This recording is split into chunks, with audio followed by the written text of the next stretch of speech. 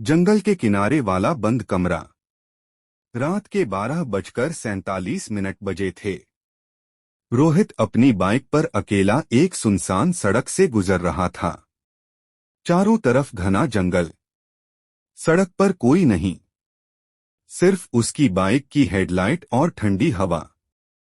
उसका फोन बार बार नेटवर्क खो रहा था। यार, ये रास्ता चुना ही क्यों, उसने खुद से कहा। तभी अचानक ठक, कुछ उसकी बाइक से टकराया। रोहित ने ब्रेक मारा। सामने देखा, सड़क के बीचों बीच एक पुरानी गुड़िया पड़ी थी। सफेद कपड़े, आधा टूटा चेहरा और उसकी एक आंख जैसे रोहित को देख रही हो। रोहित हंसा, किसी बच्चे की होगी। वह गुड़िया को हटाने नीचे उतरा।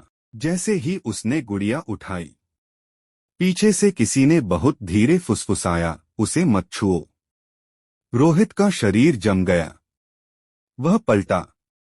कोई नहीं, सिर्फ पेड़, हवा और अजीब सी खामोशी।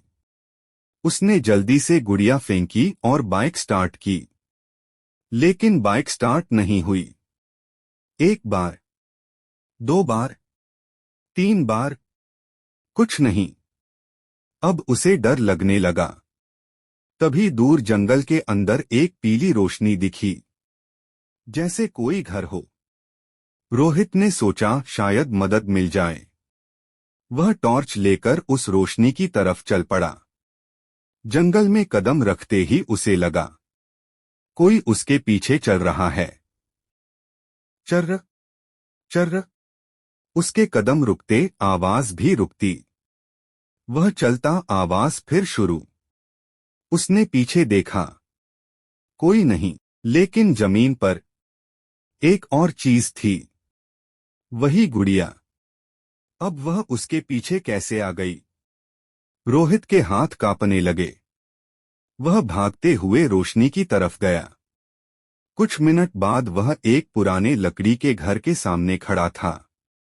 दरवाजे पर जंग लगा बोर्ड था, कमरा मत खोलना। रोहित ने सोचा, कोई प्रैंक होगा। उसने दरवाजा खटखटाया। धीरे धीरे दरवाजा खुद खुल गया।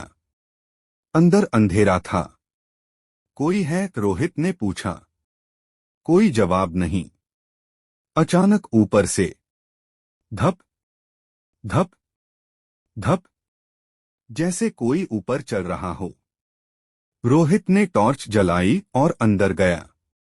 घर में हर जगह पुरानी तस्वीरें थीं, लेकिन सभी तस्वीरों में लोगों के चेहरे खुरचे हुए थे। एक तस्वीर में उसे कुछ अजीब दिखा, एक आदमी और उसके हाथ में वही गुड़िया। तस्वीर के नीचे लिखा था, जो इसे घर लाता है वह वापस नहीं जाता। रोहित ने पीछे मुड़कर दरवाजे की तरफ देखा।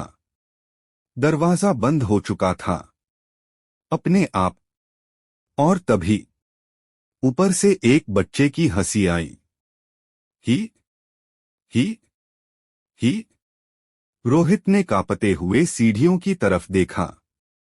ऊपर अंधेरे में कोई खड़ा था, बहुत छोटा, जैसे कोई बच्चा, लेकिन उसकी गर्दन उल्टी दिशा में मुड़ी हुई थी और उसकी आंखें पूरी काली।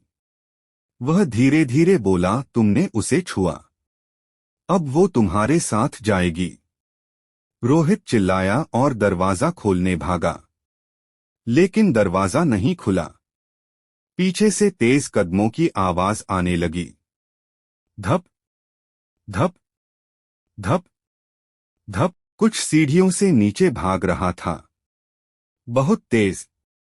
रोहित ने पीछे देखने की हिम्मत नहीं की, लेकिन अचानक उसके कान के पास किसी ने फुसफुसाया, अब तुम मेरी गुड़िया हो। रोहित धीरे धीरे पीछे मुड़ा और देखा, वही गुड़िया अब उसके कंधे पर बैठी थी। उसकी टूटी हुई आंख अब हिल रही थी और उसके होंठ मुस्कुरा रहे थे।